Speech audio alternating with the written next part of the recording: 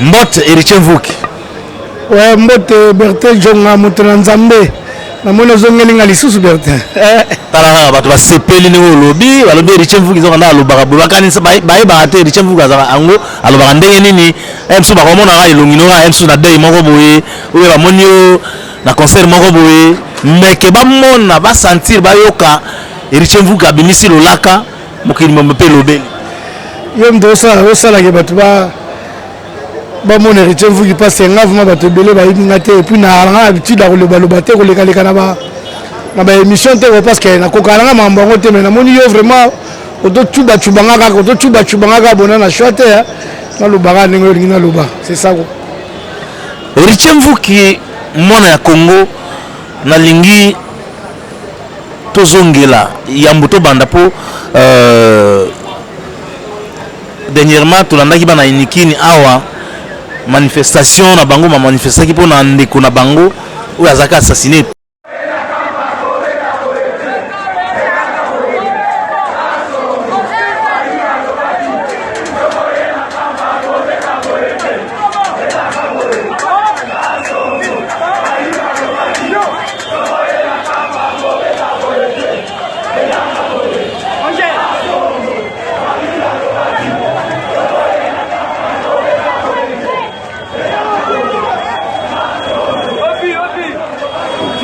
Un policier oyo bakonzi nyonso ya la police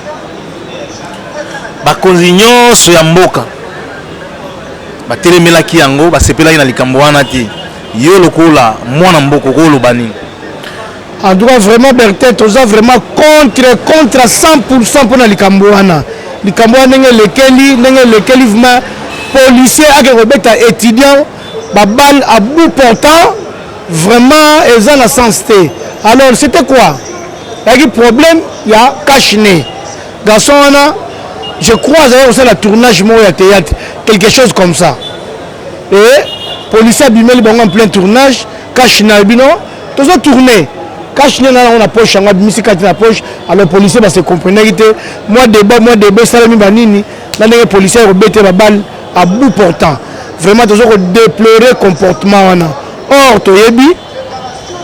gouverneur na biso papa Gentini na général Kasongo balobaki nini soki policier akangi pour un problème ya cache-nez okeno futa amende ya 10 000 francs na bureau so futa amende ya 10 000 francs na bureau batiki yo ok na yo donc ba obligé biso tolata cache-nez mais kokoma na niveau ya kobeta mutu babal à bout portant boye na moi vraiment na yebite yango na osenga na bakonza mboka bazwa ba disposition général Kasongo tala bien ba policier na yo ba policier belève ma déontologie musala bazana ngote yango to senga ba policier faut bazala former faut ba former ba policier ezala ateka bo ramasser ba tumoko bona nzela o bana déontologie te o ba former te bo cheba ngwana ba pesi ba munduki suka ba ostala ba bêtise o to mona o en tout cas vraiment toza vraiment contre le loko wana donc ba policier o basalaki acte wana policier oyo abetaki masasi à bout portant na équipe na yo ba ya l'intervention balongoli policier pour que na ye général Kasongo faut tout mona vraiment tout mona suite na bango makambo ekoleka boyete elo na kosengaka yango wana. Vraiment merci beaucoup. Héritier Mvuki lelo tolandi fali pour pas DiCaprio azui disque d'or pour na ba disque d'or na histoire ba disque d'or na RDC lelo omona moninga zui musu batelemeli musu cop musu abloko anesila musu betande nini musu donc yo lokola moko yo zalaka très proche na ba artiste ya babilo to déplorer to linga na musique biloko anesila esila po musique na biso ke liboso ozo comprendre. C'est vrai que fallait abimisa qui tokos 1 et 8 ans abimisa je crois en 2017 je crois 2017 2018 2019 il est quand même moins temps à sali vente na maison de disque na maison Warner a apprécié disque d'or par rapport à vente na parce que ba msusu ba koboya ngo pona nini koboya wana ezakaka na ndenga mabe. Voilà, mais pour ce que tu par rapport à Moussala, ouais, fallait que ça là. C'est tout à fait normal à jouer disque d'or. Donc, tant que nous joué disque d'or, nous avons encouragé pour le lobby. Yo peut rejoindre. Tant yo peut rejoindre, tu vas encourager. Mais pourquoi tant que nous avons joué tout ça, c'est pas bien. C'est pas bien. Ce qui est vrai que la maison, la maison, la maison, tant que déjà publié sur Instagram, que Fali boy, ça va ventir. Ça va ventir des gens maison qui sur bandénité. On est maison de produits artistes belé à minen. Tant que déjà va publier na réseaux sociaux, va publier Instagram, va publier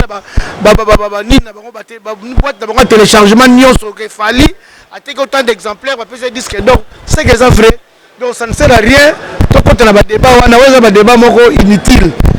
Débat inutile. Fali ce qui est vrai que Azui disque d'or naie. Bravo pour la Fali. Lobby, Robin a rejoint,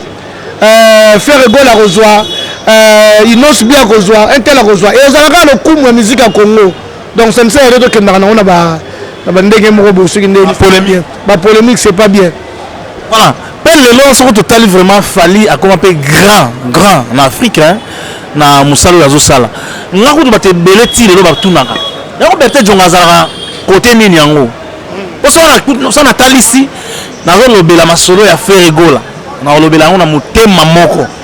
On s'en va salir langanango. So nous avons le bela mambo ya Fali Poupa. Na monté mamoko on s'en va salir langanango. So nous avons le bela mambo oh manda chante oh we ranson oh jiben piano. En tout cas nous avons le bela ngo et au tata mobichi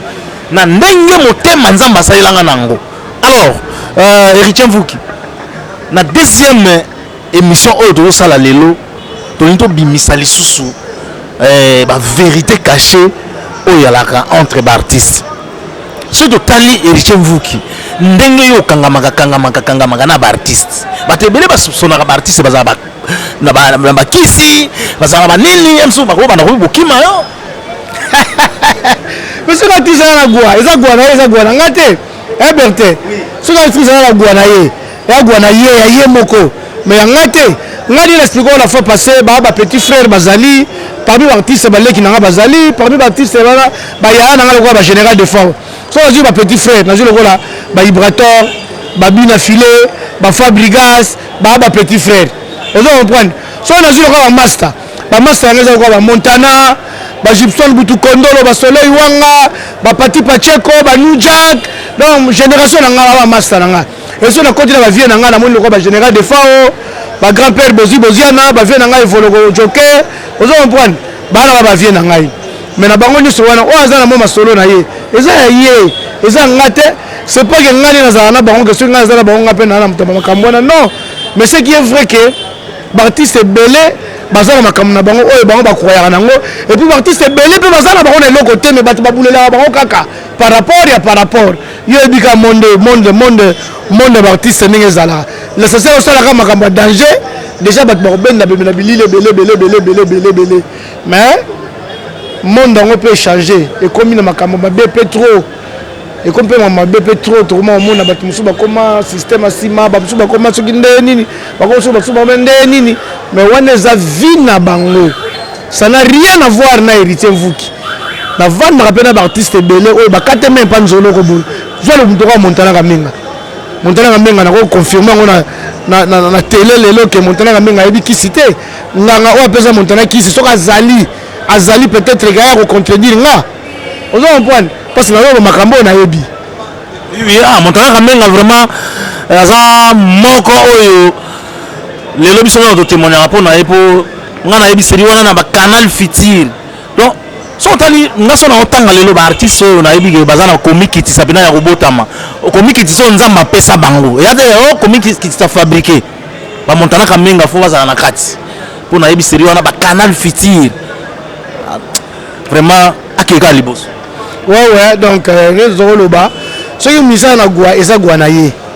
mais eza te pour nga na zana ba nga pe na gwa te biso bu biloko wana to yebi ku ndenge bandaka te to bi ndenge suka te masola ba gwa to botani ba famille mo chrétien ba parents vraiment que ba sale fort ba inculquer biso esprit wana vraiment que nzela o eza mabe et puis to landaka pe ba nzela ngote ce qui eza na mutu o ya sala nga ta masolo aya ko témoigner nga moko na lobi yango ya ko témoigner nga basalela mvuki bona salela mvuki ate côté wana vraiment Bertin jamais na section la question ba tunanga si batuna balobi boye oyebi Bertin Djonga bato mingo bazalaka tout autour ba mise babwaka ebele bango bapesa ba mise bakisi nde bato babulanga babenganga ngangati babenganga ye faza nganga Montana ye faza nganga vie de fao ye nganga volo mutu ko volo vanga ko zanganga naye vie live mane boyebele ezaka ne ba congolais baloba na mona masolo banzela quoi mais na kata réalité mais za nango bongo te eza bongo te po soyo za na gwana yo moko ndo osimbanga mutu ko simbelo te gwa mutu ko simbelo ko te il faut yo moza na makambu na yo kati na yo yango ba exigence vous comprenez? Et ça, la recommandation, et ça, la exigence, la mbébélé, parce que aussi, nous sommes tous les donc, ils ont un solo, tout ça, et puis, les Congolais, à Boula, trop, le bar, moi, trop. Vous comprenez? Mais, pauvre moi, que yo, ont la goua, aussi, nous sommes en tout cas, on a évité quoi. Oh, mutu mo azolo ba. Ah, na ba Bertin Djonga wana yoso. Bata ba mystique ya kosanga bi. Soki kisi pena ya pharmacie, c'est que na melaka. Mais oh ya ba ona nini botu na papa nkema yebi ke Bertin Djonga mon santo. Eriche Mvuki. Nandule. Lelo ba artiste nyoso ozotanga wana. Toyebi ke oyo et comment pena que non moi omoni que non et ça n'était simbaté moi ba problème moi mami kakatane côté entre bino mi balé est-ce que c'est comme là que na siège à artiste oyo kangama kangana bango batamo ko bopé moi esimbi les autres esimbité côté si ezanga na ngote place bat bavandi ba premier ozanga te bat ba ko fanda ka te bazalaka te place bat bavandi ba premier zanga te ndoko Montana a frère nanga il y a des fois peut potala nanga to potani pe ma 2-3 jours to mo na te mais air moto monani to bongi na biso parce que bato makamno so ba bonisa kaka ezala nango on se peut vieux rappeler a contenté le mo boye peut-être ayoka ki peut-être amona ki OK peut pas vieux moni peut face banini après na suka vieux biso que te vous qui na s'explique likambo na sepela kite il faut boye bongi na bino wana zanga nango te place bato baza ba promet zanga te mais tant que ba mikolo ba dilt to lugara to bongisa poto marcher bien donc c'est ça est-ce que comme la Eriche Mvuki na tamoro boye oyoki nzembo ya artiste thème mesali neti ekene mupanzi okutana na ye pour conseiller oyebi ke crio pena bato ba olobela ngo trop esala boye te sima nango ayo koloba bongo réaction nozwa rapide to sala ngo nga personnellement na sala ngo vraiment trop asala yango trop mona maki non ate bina filé nzembo no yembi me côté wana okebo bon yebi na filé ba thème na e plus eza ba thème éducatif et en plus ayemba ba fait sociaux makambe yo salama mais toujours un peu moins temps rediscuter muke na ba thème na ye par rapport ya ba réalité oyo to vivre na mokili ba artiste mso mona beti mais akena ngo libanda a beti nti akena ngo moi bêtise muke quoi tango yo siko ngo sa débat na ye ya se défendre akondima yango bandimaka teke akoyebiso me non so babi mata nzete engelakisa nini esi mutu amati nzete so babi mata punda engelakisa nini mutu amati na cheval punda eza cheval tu vois akodéfendre yango na ndenge esengeli la défendre mais na deuxième vision oyo tozalaka nango nde tocomprendaka ke cri wana ningi eloba boye poti ntango babokaka bacri wana baboka yango na sens normal te mpo tocomprendre ke alobi bo te akobwaka ngo na ndenge akodétourne cri na ye mais na compréhension de comprendre na nsima nango kezoloba boye mais soko ye na ndenge otuna ye mpeso explication akokende ngo na sens normal amataka na punda ekelakisa nini amati likolo ya cheval tu vois donc akoexplike olobebile oyo moo boye oyo moo uta omonaka eke non aza artiste parce que défendaka na bango kaka parce que défendaka kaka po artiste moko akondima vraimen kalobaki yango na sens boye ya bêtise bandima yango te bakouvra yango kala ndenge moko boye epuis adéfendre yango Eriche Mvuki Bercy Mwana c'est un artiste oyoki message na ye ndenge nini okokomante nini epai ya petit na yo oyo non Bercy Mwana wana pire petit na nga vraimen ya palin ya palais vraiment ya palais libanga nzembo kitoko ayemba réalité ya libanga parti mo na sepela nango aloba ayemba ke batu musu banga bazwa ba moko batu mabwaka bango te eza faute na bango eza faute ba kola mouvement eza ba réalité o ba viva na orchestre o récupérer ba moko batu mabanga mais na studio bo omna ma leader te mutu wana te apesha autant de personnes leader c'est le journaliste anta yepozo ki bani donc ayemba ba réalité bravo na merci pour nzembo wana mais asuka wana te asala susu koleka libanga parce que après libanga to mona lokola elo mususu ma ya ozo marqué ça te donc souci de ça asala su plus koleka libanga parce que libanga vraiment ekangaki ebetaki tilele betanso ebeti bato basepela mais na osenga na asala su koleka libanga so asala su koleka libanga et oza bien et puis batema bongo c'est bon. Dans la période de Covid-19 Richie Mvuki tozomona la suspension de l'activité est belé surtout bato bateka na babar bato bazana ba ba futela katolo ba lelo sikoyo bazozela bango suka ngonda font mukolo place asenga mbongo yo ozo digérer ba situation wana ndenge nini. En tout cas, Berthe, biso opérateur économique de souffrir dans ma camouana. Bon, on a dit kana biso à la crèche. Biso à nous sommes comme tel exact pendant la période de Covid. On comprend. Mais taxe à l'État, toujours fouta. Régie des eaux, toujours fouta, SNEL, toujours fouta, contribution, toujours fouta, tourisme, toujours fouta, économie. Salaté. Toujours salaté. Parce que l'État peut dire que c'est tout appelé l'été. Toujours fongolaté. Neti kana neti jusqu'au kana biso doit souffrir en bloc wana so na jiko kwa kaba ninga kwa voisin na ngai mukuna guida show donc depuis wana bare kangama mais azal locataire siko na yebité azo so la nini na bailleur na ye pour bailleur na ye na fin du mois azal a besoin là mais siko il a fonctionner té mais na fin du mois il faut fouta bailleur mbongo ezaka rapport na biso te presque ba te belé. Il y a un secteur rebelle, pendant la période de Covid, mais les locataires. Les bailleurs, là, le contrôle. Mais les bailleurs, ils fonctionnent. L'État a une disposition nini. L'État a pour mettre les bâtons à l'aise. Parce que l'État du salaire n'a pas ça opérateur économique. Oui. Malgré tant à quoi ces mesures, l'État du Simbongo a couvrir. Azo libéré bango po bazo moyen ya ko futa ba makambo o sengeli ba futa mais na biso na mboka na biso biloko wana existe ate lako to senga na ba konza mboka ba c'est la biso guichet unique tous les secteurs de la kana guichet moto na futa mbongo po tira kaseri na ba taxe à l'état il est trop surtout na période de Covid tout ça la té musala ezate futa DGI futa tourisme futa économie Fouta, mais boulot ça la maté. So expliquer bon que tout ça la tête par rapport à la Covid, au coup de la maman a bien compréhension, on risque pas au Selendaku, on risque pas ça la bosse. Il faut ça la recours libanda. On s'allait recours libanda, aux humains ne peuvent pas couvrir pour ma BIAT. L'État il faut à disposition à aider les opérateurs économiques, surtout dans la période les locataires belé, toujours battre sort na bango aux années. So na bango za ndeni po baye ya zo mona ndaku na ye baye ya zo mona pala zo mona te ko no Covid o sa tete baye ya zo mona fin du mois faut libérer l'art na ye donc en tout cas eloko wana zo déranger biso makasi l'état ma fata na côté wana tango bolobi to respecter ba geste barrière to respecter boy to salango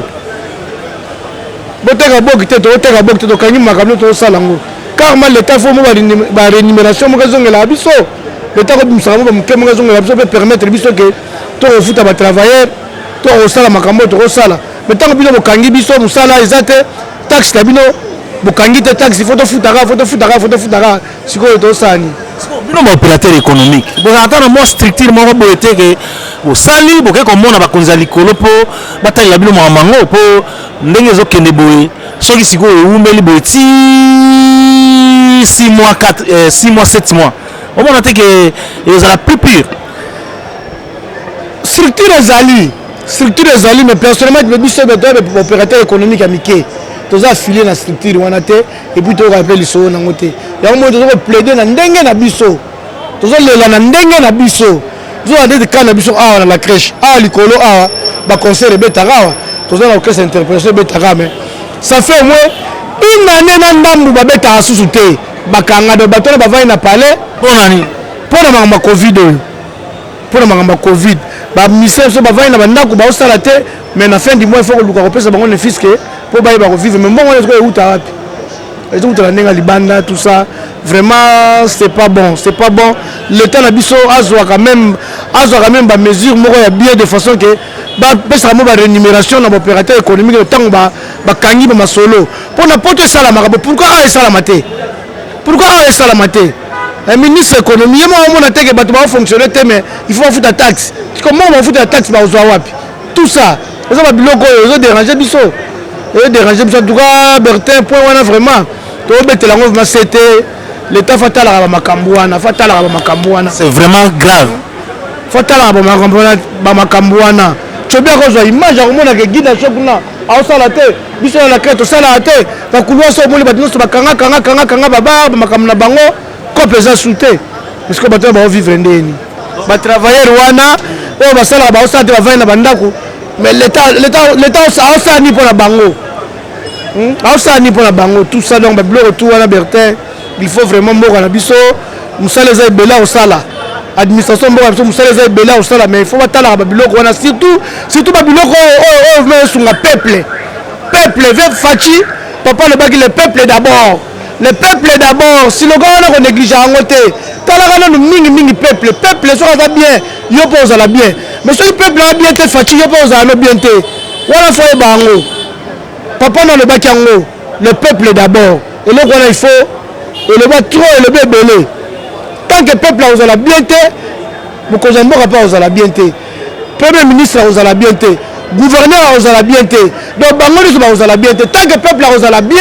bango ba la l'aise ba ça musana le calme donc batala ramningi ba peuple merci na bosani tebe papa Nkema héritier Mvuki tolandi biso mibale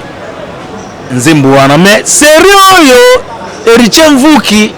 innocent na makambo yo sérieux yo innocent non na pesi on vient na Blaise Boula ingénieur Blaise Boula wa mbota trop te innocent te o ne siko série na biso donc série biso vraiment te bando kota na bilenga bandule po ba série na vie wa zaiko to ki po mangembo tozo yoka mais to kenda la musique te ba yana biso ba okende to yo kota ba musique ba viva na mo retard ba série vive bandaki vraiment biso te mais oh vraiment de biso sikoyo na ba parler to zuma liberté okenda ba bandule ba nini biso vraiment génération wenge neti wenge wana tango bazaki ensemble ngana ki petit vraiment ya Blaise Boula bon oui parce que master nanga Alfonso tango ana Londres azo vanda et pas ya Blaise Boula chaque fois dans la na master nanga chez na pas Blaise Boula na neto kanga na Blaise Boula mais ko Blaise Boula olinganga mingi to mo kene bandule mo amni surtout donc on a vraiment na vivre vraiment wenge 4x4 BCBZ bon chic bon genre 4x4 na vanda na JB na vanda na JB série JB zo vanda na Isbay wana JB na ndaku na ye aya na résidence na ye oui na Isbay wan te na Isbay te na Mbenseke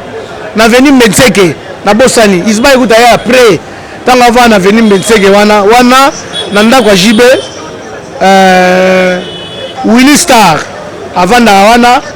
Lebrun Masela avanda wana Alain Pela avanda wana Buron Pela avanda wana masalanga mo Boris Bondo avanda wana musu kenda bébé Ramazan bavanda wana Didier Masela ngwankasi avanda pa ya Mukulu na Mbenseke wana na fréquentation JB amba na kenda na palais to vanda to sola to développer ba nous le po mona peke ba série wana pe na e ba toujours musu to bimi na ka na stop nanu o ba jour musu zongilango siko Buron Pela oyo tangi wana Buron Pela mana vanda wana na compte nini Buron Pela vanda na compte ya na ya lempela vanda e pas JB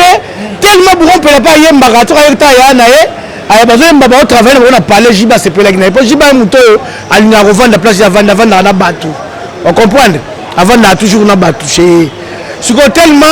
yango tina podium jiba a plein. Donc tellement que Alain Pela avant de pas Mukulu les kinae bureau aya ota ya na so ota ya ne gars ba gratter guitare ba travailler jibe tanga zo son à s'intéresser na yep ba comme ko vendre na bango tout ensemble. Donc moi jibe mamu tem na vendre na bateau belé chez wana vient na ntsone to benga yengiabu ngiabu ngelaxa ngiama ebula de Blaise Bula na wera son ba obe ba sangisi kombo na bango ngiabu donc na bandule so ika Blaise Bula boki alon ngiabu donc c'est ka bokeli wera pa oyamba ngomba moko avandisi yango ba koda likolo donc mambo na oloba vient na ntsona yebi vient na Blaise Bula yebi jibe pia na yebi Adolphe yebi tata mobichi yebi pour tata mobichi yesi ko ndeba okanga fort na Blaise Bula wera sko ki pire jibe donc ça ma 12 heures ma pas jiba bengi ma wera ndeni côté de ma sebeli jiba démarrer kara na palais ba damba ki pire ba uta mikil so baye ba premier ndio benter ko ba olata ndemo ba pantalon ba kaluji ko wera la chango jibe pa la chango bazala ki na bolingo moko donc ngo moni tango ba kabwani ba wenge kabwana ki mais na mukuselo na ngoloba wana vraiment des générations nanga donc wana staff nanga milieu nanga po ba te belo mona ba loba na ba wenge tango biso ko kanga mana ba wera ba jibe banani bazalaka te c'est tout à fait normal on les époques na biso époque ba MCT et époque na biso ba musu ba ko yape na ba époque na bango tu vois donc wenge vraiment bolingo zaki makasi berto bi ko zongi singa so na ba histoire ba série wana namona masalanga Blaise Genda namona Papi Chifwaka namona Chocho Bokito nazomona Chicho Lembe nazomona donc batendai mukanya nazomona bachiba donc bamasa baze belé parce que ministère makaba ba bureau kasi les doivent même plaire banana ba na ba net no jibe ana staff ne bureau na ye MCT ina makamaso na ye na ba petit na ye omoni wera azala ba petit na ye ale makaba ye kutale makaba oza mingi na masa so wanya fataki wanya Weston ozomona donc wana tete jongande ozongisinga Bertin donc elo na ko baka wenge génération na biso vraiment bana wenge de baza wana bayebi pour tout to na beta masolo to lala eza ebele no ko na beta ngo ebele to lia to stafa to sakano to bana ko beta ngo le loti to faze wana ba série belo to ya to solo la bela masolo wenge ezalaka ndenge nini yo yebelaka kingani ndenge nini bokutanelaka wapi e banaka ndenge nini yo mo betele biso histoire po lelo to kena nga likolo po émission za mulai te biso ma génération wenge n'expliquer ba viva ezalaka nango bazali comme toi ina ba âge yo par rapport à l'éducation to fréquenter des méthodes ba ndule si vers les années ba nona quelque ne to ko misiko ko landa mangamo ba viva ngo bazali ko mais wenge vraiment to bo donc to ezobota mana misu na biso wenge musique ezobota mana misu na biso ba jeune ba lineta ba quartier bana bandal donc na misu na biso to mona ma évolution ba premier ndule ba moto na bandal wana ba makambe belé to yebi ba marabi na ba drum ba Blaise Kombo ba kufa donc makambe belé donc on a bitu ko lala so séparation wenge za séparation wenge tang ba kabwani en tout cas tant on va se préparer dans bakabwana tant on va se préparer bakabwana nga zo fréquenter les deux côtés na oza na wera na oza na jibe na yebi ba confiant ngo ndenge zalaka ozo comprendre ela ngo ba makammo ba album ba songi kotaka na kati et ça l'étant ba musique fait de l'amour et ça liké ba minga pe fa bimisa et koti ba problème mo ne koti ba songi mambe belé ndesi ko ba kabwana mais tango ba va wana ba nini ndo ba nini ba climat wana ba guerre wana froide na kati orchestre zala nga na yebi wana zo mona siko wenge to komi na ba japonais na bana mindele Bertin ba longue histoire to so lango jour mususu ya ba longue histoire na yebi na zala obi ko zongi si bato ebele nga na va na wera na parler wera sanga petit na mvuki nga na ok na nga Canada na mosi na bana na tiki na ndule on comprend wera abinga na otango ba kaboni wera sanga na otika ndule na ok na nga Canada ke va na mosi na bana ngai teka bakar na nga lo na talaka ka déception et tout ça mais une biso qui parmi bateau yo vieux esprit kaka vieux na ba ko sa bendele te na ba Rojani vieux na nga Rojani na pese mbote na musika ti o mona ma wera bani ba recrutement premier musicien oh vraiment nga na yebi à maison mère oyo la recruta et à Serge Mabiala na bana do po ba recruta liboso po Ali Mbonda na Ferré bango bazaka déjà na 4x4 oui vous comprendre Mabiala siko azara petit na biso ya quartier ouais asenga biso luka petit mo boye baba na travailler na album ya Kibusa Mpimpa po wana ba uti poto basali fait de l'amour bazongi siko ouais rafa préparer Kibusa Mpimpa siko neza la rabi ah ba petit ba bandel ba ka mbulu mfuki petit mo quartier ka boye mba bien le Mabiala ouais la juillet avant d'asko chez Wera yena Burkina Faso Chiba master mo pe Chiba za vanda chez na Burkina Faso va vanda chez na pika kwa kakoli kuta bakakoli ba après wana nanu kakola koti wana na koti te bakakoli ba itango wenge kabwani wana Wera zo vanda omoni soko comme na place commerciale na ma campagne obelo matangomba na po bima côté sako ma za vanda avant virer na mopanzi bo banda ko mo étage Wera za pe mawana vous en comprendre donc on a le premier musicien avec Serge Mabiala. Serge Mabiala yé wengene kabonité. C'est quoi on esprit ni no borekite kai. Quand je vais recruter l'esprit que va travailler préparer banzemba ki Kibusa Mpimpa. Pour musicien dans la staff na palais travailler va préparer banzemba na bango. Ce que Serge Mabiala ya rapport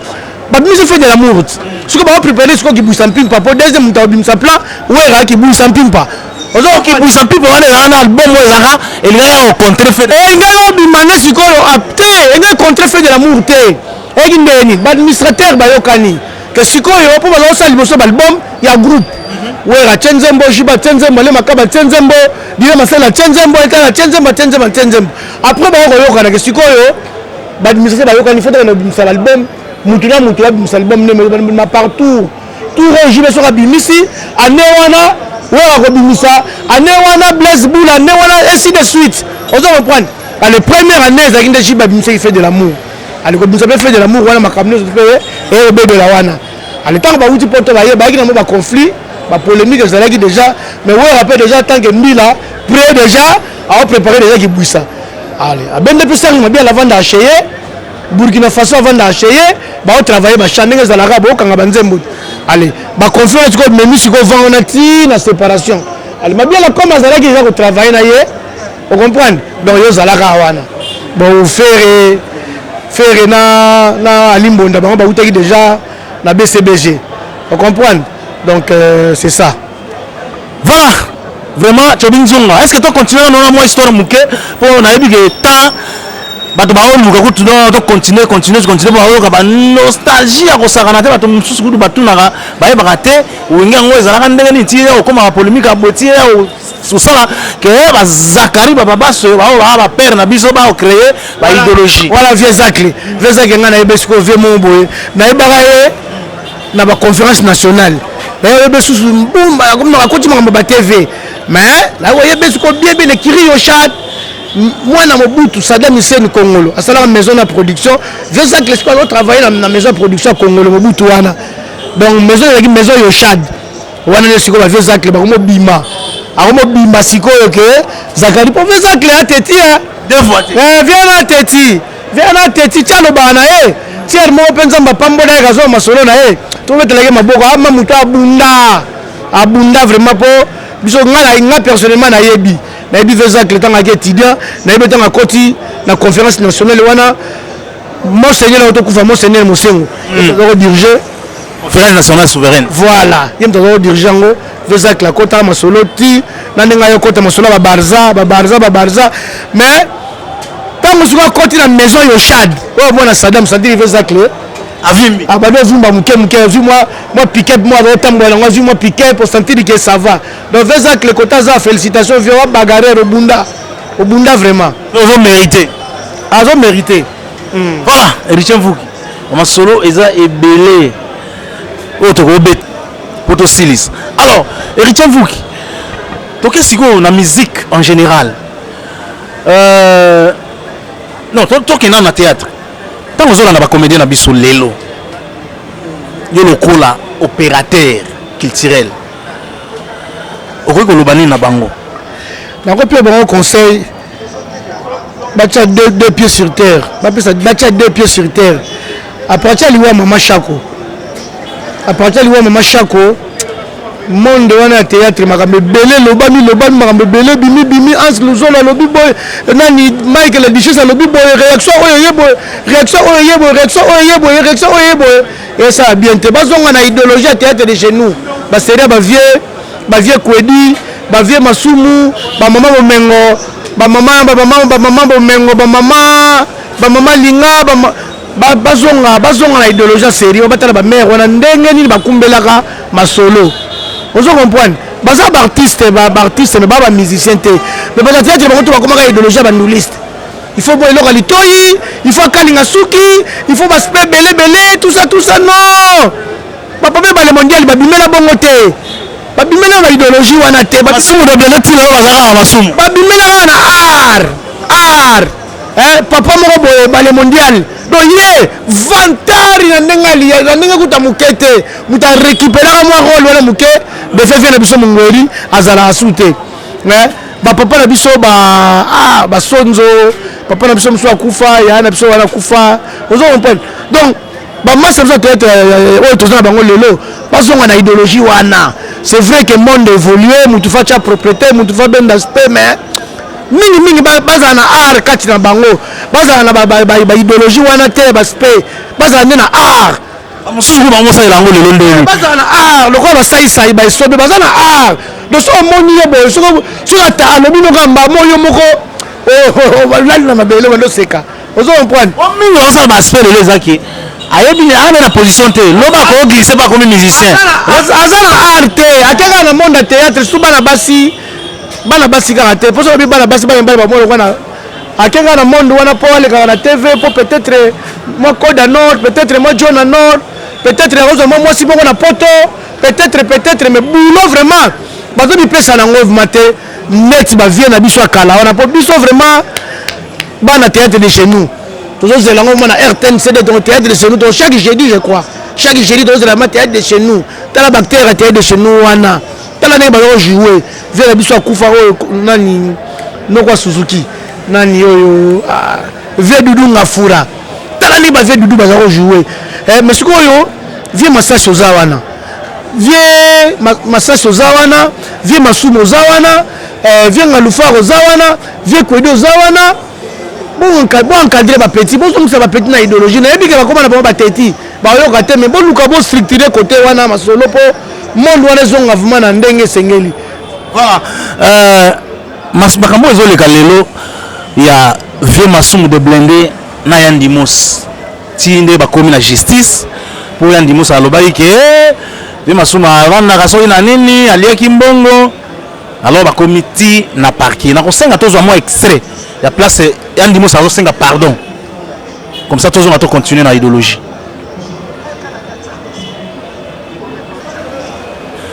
Voilà, merci. Bolandi extrait wana et ça la passe na kota la santé à Yandimos na ba pardon zo senga nga vana pesa kutu héritier mvuki maloba vie masumu limbisa et ça lui passe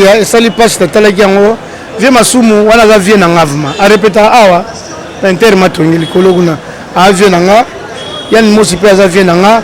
mais par rapport ya santé ya Yandimos ya vie na nga masumu ko sala acte de funda na justice oyebi état de santé na ye oyebi soki mutu obela akoma na besprit nini akoma na beta nini en plus à part ça bino nde boza exemple bo mikolo si y a un problème vie bo solo là par rapport à santé Yandimos aza nango et puis par rapport à makambo Yandimos bosala bino mibale boko koma na justice te vie masumu en tout cas biso ngani te ngale kino héritier mvuki na osenga na yo o retirer plainte wana vraiment pour et ça liberté et ça liberté la santé Yandimos tala maloba oyo ezobima na munoko na ye choqué vraiment vie masumu yo vie na nga oyebi mutu oloba petit na yo vie récupérer plainte wana mona mutu na yo bovanda bosola et puis tant bosola na kolinga caméra ezala wana po ba image pe leka na TV batu bamona ke bokutani bosololi po esala batu bien ilo na koloba yango wana na kotala ndenge Yandimos azoloba o sentir que mutu moko azali pe na nervosité na kanda te na likambo wana po bafundaka mutu soko yebi ke mutu wana aolakisa mosusu ke impolitesse azoloba vraiment avec son cœur aloba na motema alobi vraiment makambo mosolo na motema donc yango na osenga na vie masumu wana mutu na yo oza exemple à suivre vie bapeti ozo baotala nde yo récupérer plainte mona mutu no bo développer makambo na sila imagine ka lelo soki yani mosi tolobi tosengi te soki lelo nzambe abengi molimo na kei akene eloko wana motema vie masumu omonde esala kitoko te c'est le moment yani mosi aza en vie vie mona mutu na yo bovanda bo développer bavie elombe yo elombe boza wana vie nanga bodo kota makambo oyo kota makambo oyo vie ngalufal kota makambo oyo vie kwedi kota makambo oyo tito kota makambo oyo bomona yandi mosi na vie masumu bavanda basola makambo esila bino boza baexemple bavie oyo natangi baexemple oyo bato bakontaka na bino bato balandaka bino alors babiloko ndenge wana ekozalaka te bajustice banini c'est pas bien et puis na moment nini. Merci Héritier Mvuki. Tokomi na suka ya émission na biso Tchobi Nzonga merci équipe Mumba merci. Alors Héritier Mvuki na habité ceux qui vous avez quelques salutations à faire. Wana zanga raté Thérèse Anniversaire na Liège. Akozanga te Erli Mwanga. Akozanga te Jani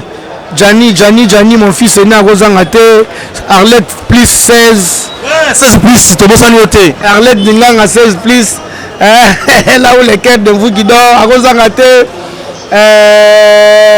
Vélanga Selidja à la pointe, maintenant surtout à la crèche, Montana Menga, sommet de sommet, à Elo Ezate, voilà, anniversaire sommet, Vélanga général de Fao, Pambote Bele, Vélai, Namonara, comme Vélai, et vous le joker, voilà ma pire, la personne Pambote Bele, Kotoza Dada Mandungu, Nasuki Nangawana. Merci beaucoup. Héritier Mvuki, merci. Na Tchobi Nzonga. Merci. Na binono sobolandi biso vraiment merci na Héritier Mvuki. Na ndenge osala bien na banakine, osala bien na batonyo sobolandi na biso na bapoto, ba histoire aboye. Esenga bato yo bazo beta ngo na ba accidenté. Po ya mususu benda no beta ngo na ba accident. O senti yo moge, o azo beta. Ezala ka bongo te. Mais témoin ya moto ya zala na masolo neto yo ka ba version la wenge ba histoire ndenge na ndenge do lelo tango ngana zo lingata na beta lisolo ya Héritier Mvuki na Héritier Mvuki to beta lisolo Fally Ipupa to beta lisolo ya Ferego na ebi no a beta lisolo na moto ya zala na ba musicien a beta lisolo na moto yo ayoka kandule kaka te na na mona utate longa fere te na mona te longa wera te ya JBT za nani te mais o beta masolo na moto yo ayi masolo ya ndule vraiment merci na bato nyonso o balandi biso merci na Tchobi Nzonga merci na Rema pe na papa Nkima merci na bato nyonso ciao kota na kati fait kota na kati hein voilà merci na bino nyonso bozui occasion ya kolanda Dose Unique Channel avec Berthe Djonga moto na Zambie journaliste na mboka oyo na sengo mingi ya koyeba ndenge boza ebele pona kolanda biso lelo lelo tosolola lisusu na mwana mboka Héritier Mvuki la fois passée tosolaki na ye mais bato ebele ba réclamer ba bino Héritier Mvuki aza na raison na makambo nyonso oyo alobi pe soki tozwi vraiment ba mécène bato ba soutenir ba artiste nyonso ba olo ba boy c'est que quelque part musique na biso eko changer te eko changer pour Nera Tolobaka, parler sans mystère, c'est la manière la plus meilleure de diminuer l'angoisse des uns et les inquiétudes des autres. Alors, le Lenge Moronde, pensez à mon amboka Héritier Mvuki, à Tobalobi, non, à quoi peut changer na ndenge na yemo ndambo ba conscience abat. Ndele Robertet Djonga, tu es solana Héritier Mvuki. Merci na Tchobi Nzonga, merci na Rema Kialo. Bangonde basimbi masolo nyonso ndenge bozomona biso boy sans plus tarder na kokende na yamba invité na ngai lelo Héritier Mvuki otoza na ye mbot Héritier Mvuki